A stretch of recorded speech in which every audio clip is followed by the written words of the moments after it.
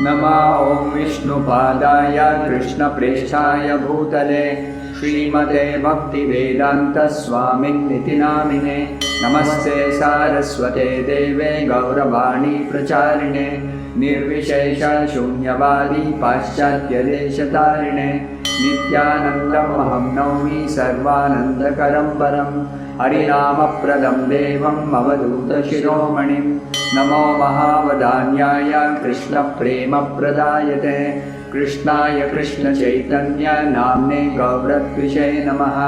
राम राम महाबाहो न जाने तव विक्रमं यस्यैकांशेन विधृता जगति जगतः पते। कृष्णाय वासुदेवाय देवकीनन्दनाय च नन्दगोपकुमाराय गोविन्दाय नमो नमः।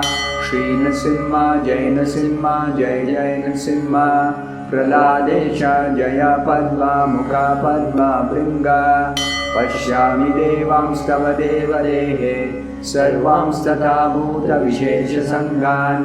ब्रह्माणमीशं कमलासनस्थं ऋषिंश्च सर्वानुरगांश्च दिव्यान्।